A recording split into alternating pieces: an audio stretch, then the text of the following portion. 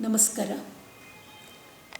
Karnataka college 1917 June 20ರಂದು ಅಸ್ತಿತ್ವಕ್ಕೆ ಬಂತು.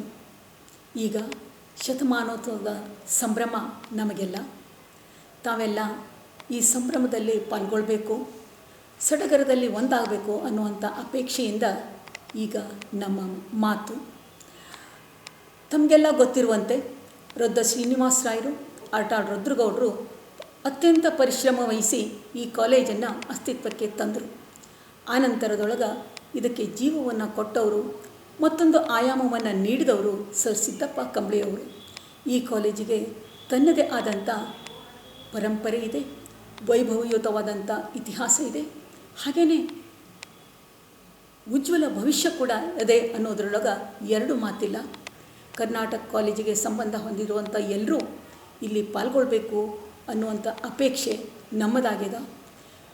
ಈ ಕಾಲೇಜಿನೊಳಗೆ ಕಲಿತು ಬೇರೆ ಬೇರೆ ಕಡೆ ಕೆಲಸ ಮಾಡ್ತಾ ಇರುವಂಥ ಅನೇಕ ಕ್ಷೇತ್ರದೊಳಗೆ ಸಾಧನೆಯನ್ನು ಮಾಡಿದಂಥವರನ್ನು ನಾವು ಕಾಣಬಹುದು. ಸಾಹಿತ್ಯ ಕ್ಷೇತ್ರದೊಳಗೆ ಅತ್ಯಂತ ಉನ್ನತವಾದಂಥ ಸಿದ್ಧಿಯನ್ನು ಪಡೆದಂಥ ವಿ.ಕೃ. ಗೋಕಾಕ್ರವರು ಜ್ಞಾನಪೀಠ ಪ್ರಶಸ್ತಿ ಪುರಸ್ಕೃತರು. ಹಾಗೆಯೇ ಗಿರೀಶ್ ಕಾರ್ನಾಡರು ಕೂಡ ಜ್ಞಾನಪೀಠ ಪ್ರಶಸ್ತಿಯನ್ನು ಪಡೆದವರು.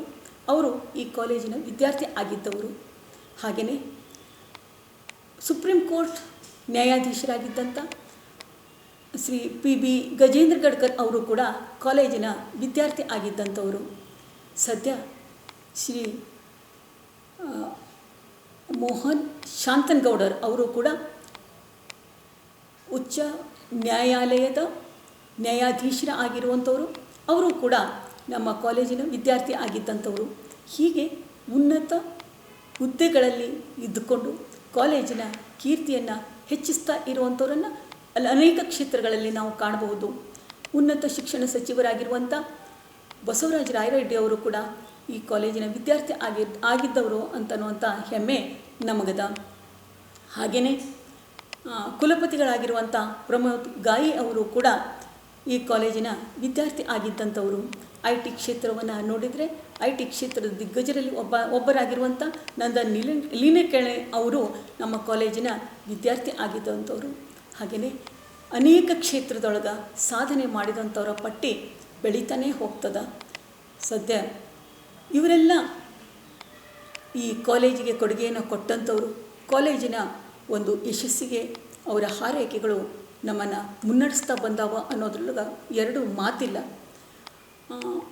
ಈ ವರ್ಷ ಪೂರ್ತಿ ನಡೆಯುವಂಥ ಕಾರ್ಯಕ್ರಮ ಏನು ನಾವು ಕಾಲೇಜಿನ ಶತಮಾನೋತ್ಸವವನ್ನು ಆಚರಿಸ್ತಾ ಇದ್ದೀವಿ, ಅದರಲ್ಲಿ ಎಲ್ಲರೂ ಪಾಲ್ಗೊಳ್ಬೇಕು.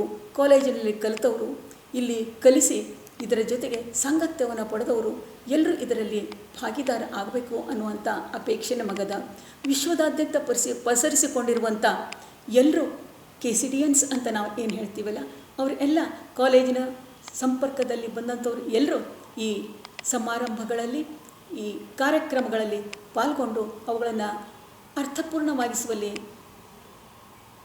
ತಮ್ಮ ಆಸ್ಥೆಯನ್ನು ತೋರಿಸ್ಬೇಕು, ಪಾಲ್ಗೊಳ್ಬೇಕು ಅನ್ನುವಂಥ ಅಪೇಕ್ಷೆ ನಮಗದ. ಬನ್ನಿ, ಕರ್ನಾಟಕ ಕಾಲೇಜಿನ ಉತ್ಸವದಲ್ಲಿ ಪಾಲ್ಗೊಳ್ಳಿ ಅನ್ನುವಂಥದ್ದು ನಮ್ಮ ವಿನಮ್ರ ಆಮಂತ್ರಣ.